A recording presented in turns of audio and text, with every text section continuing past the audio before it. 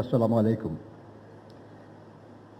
যে কোনো জাতির জীবনে তার স্বাধীনতা দিবস সবচেয়ে মর্যাদার, সবচেয়ে গুরুত্বের দিবস।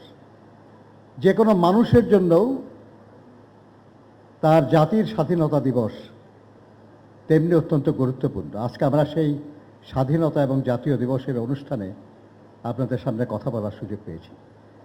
এই সুযোগে আমি প্রথমেই এদেশে স্বাধীনতার যিনি ঘোষণা দিয়েছিলেন, যিনি প্রথম নিজের অবস্থান স্পষ্টভাবে ব্যক্ত করেছিলেন ওই রিভল্ট এই কথার মাধ্যমে, যিনি প্রথম তার বাহিনী নিয়ে প্রতিরোধ গড়ে তুলেছিলেন, এদেশের মুক্তিযুদ্ধের প্রথম সেক্টর কমান্ডার, প্রথম ফোর্সেস কমান্ডার, এবং যিনি প্রথম বাংলাদেশের মুক্তাঞ্চলে বেসামরিক প্রশাসন গড়ে তুলেছিলেন রৌমারী, চিলমারী, রাজীবপুর এলাকায়। সেখানে প্রশাসন ছিল, সেখানে থানা ছিল, সেখানে বিচারক ছিল, সেখানে শুল্ক আদায় হয়েছে এবং সেখানে পোস্ট অফিস ছিল। আমাদের সেই এদেশের সেই সাহসী সন্তান, মহান মুক্তিযুদ্ধের ঘোষক শহীদ প্রেসিডেন্ট জিয়াউর রহমান বীর উত্তমকে স্মরণ করছি।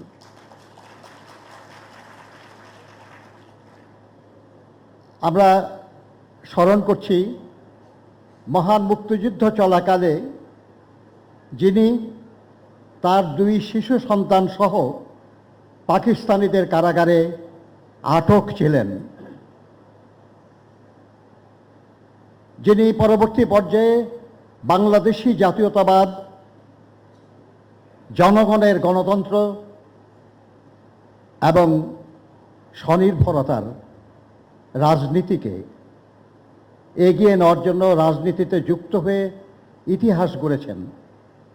মাত্র 9 বছরের মাথায় যে বিএনপিকে জোর করে ক্ষমতা থেকে সরিয়ে দেওয়া হয়েছিল, সেই বিএনপিকে পুনরায় রাষ্ট্র ক্ষমতায় অধিষ্ঠিত করেছিলেন, দেশের প্রথম মহিলা প্রধানমন্ত্রী হয়েছিলেন এবং বাংলাদেশে পুনরায় গণতন্ত্র, সংসদীয় গণতন্ত্র প্রতিষ্ঠা করেছিলেন আমাদের সেই নেত্রী, দেশনেত্রী বেগম খালেদা জিয়াকে। আমরা স্মরণ করছি মহান মুক্তিযুদ্ধের সকল শহীদ এবং গাজীদের। আমরা স্মরণ করছি যারা নানাভাবে সেই যুদ্ধে অংশ নিয়েছেন, ক্ষতিগ্রস্ত হয়েছেন, তাদের সবার প্রতি শ্রদ্ধা জানাই। বন্ধুরা আমার, অবশ্যই স্বাধীনতা একটা নির্দিষ্ট ভূখণ্ডের, কারণ সেই ভূখণ্ড নিয়ে গড়ে ওঠে একটা দেশ। কিন্তু আসল স্বাধীনতা তো হলো সেই ভূখণ্ডে বসবাসকারী জনগণের,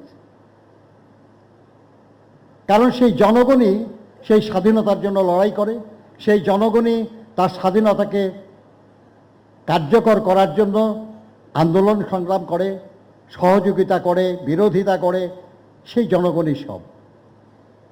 ফলে স্বাধীনতা মানে জনগণের স্বাধীনতা, স্বাধীনতা মানে প্রতিটি নাগরিকের স্বাধীনতা। যিনি বেকার তার কর্মসংস্থানের স্বাধীনতা, যিনি নারী তার অধিকার প্রতিষ্ঠার স্বাধীনতা, যিনি ছাত্র তার শিক্ষা লাভের স্বাধীনতা, একজন কৃষক তার হালাল উপার্জনের সুযোগের স্বাধীনতা চায়, একজন শ্রমিকও তাই। এই স্বাধীনতা দেওয়ার চেষ্টা কে করেছে, এটা হলো আমাদের আজকের দিনের আলোচনার বিষয়বস্তু। আমরা সবাই জানি যে দেশের একটা বড় রাজনৈতিক দল, যাদের নেতারা এখন পালিয়ে বেড়ায়, তারা দাবি করেছে যে তারা দেশে গণতন্ত্র বা স্বাধীনতা এনেছে। কিন্তু বাস্তবটা এই যে স্বাধীন বাংলাদেশে আমরা গণতন্ত্র হারিয়েছি তাদের হাতে। আর সেই গণতন্ত্রকে পুনঃপ্রতিষ্ঠা করেছেন বিএনপির চেয়ারপারসন, প্রতিষ্ঠাতা শহীদ রাষ্ট্রপতি জিয়াউর রহমান বীর উত্তম। আমরা তো ইতিহাস দেখলাম যে 1982 সালে পুনরায় স্বাধীনতাকে গণতন্ত্রকে আমাদের থেকে কেড়ে নেওয়া হলো। গণতন্ত্র কেড়ে নেওয়া তো স্বাধীনতাই কেড়ে নেওয়া। জরুরি অবস্থা কিংবা মার্শাল ল জারি করলে জনগণের কোনো স্বাধীনতা থাকে না। সভা সমাবেশ মিছিল, এমনকি জরুরি অবস্থার মধ্যে আদালতে রিটও করা যায় না। আবার সেই 9 বছর অবিরাম লড়াই করে সেই গণতন্ত্র ফিরিয়ে দিয়েছিলেন আমাদের নেত্রী, দেশনেত্রী বেগম খালেদা জিয়া। এরপরে আবার ষড়যন্ত্র করে বিএনপিকে হারিয়ে দেওয়া হলো, আওয়ামী লীগ ক্ষমতায় অধিষ্ঠিত হলো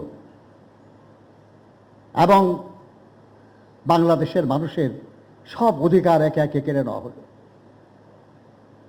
এদেশে প্রকৃত একদলীয় সরকার যেটা শেখ মুজিব করতে চেয়েছিলেন, পারেন নাই, সেটা অন্যভাবে তার কন্যা করেছে। বাকশালের উদ্দেশ্য ছিল প্রত্যেকটা সরকারি বেসরকারি প্রতিষ্ঠানে বাকশালের কমিটি হবে।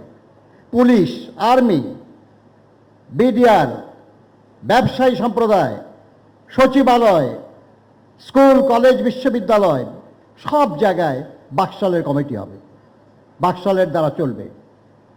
শেখ মুজিব করতে পারে নাই, কিন্তু শেখ হাসিনা করেছে। এমনকি আদালতগুলি পর্যন্ত দলীয়করণ করা হয়েছে। এই অবস্থায় জনগণকে নিয়ে তার বিরুদ্ধে যে লড়াই, দীর্ঘস্থায়ী এই লড়াইয়ের বেশিরভাগ সময় মাত্র 1-1.5 বছর আমাদের নেত্রী পেরেছিলেন। তার পরবর্তী পর্যায়ে পুরো সময় নেতৃত্ব দিয়েছেন আজকের প্রধানমন্ত্রী, আমাদের দলের চেয়ারম্যান জনাব তারেক রহমান। এবং তার নেতৃত্বে যে দীর্ঘস্থায়ী লড়াইটা আমরা করলাম, আমাদের কত সাথী খুন হয়েছে, গুম হয়েছে, আহত হয়েছে, মিথ্যা মামলায় বিপর্যস্ত হয়েছে, পালিয়ে বেরিয়েছে, ব্যবসা বাণিজ্য হারিয়েছে, সেই মানুষগুলির অবদানের চূড়ান্ত পর্যায়ে 2024 সালে ছাত্র শ্রমিক জনতার অভ্যুত্থানের মাধ্যমে এদেশের পরিবর্তন এসেছে। পরিবর্তন এসেছে, কিন্তু গণতন্ত্র প্রতিষ্ঠা হয় নাই। গণতন্ত্র পুনঃপ্রতিষ্ঠা হয়েছে গত 12ই ফেব্রুয়ারি নির্বাচনের মাধ্যমে।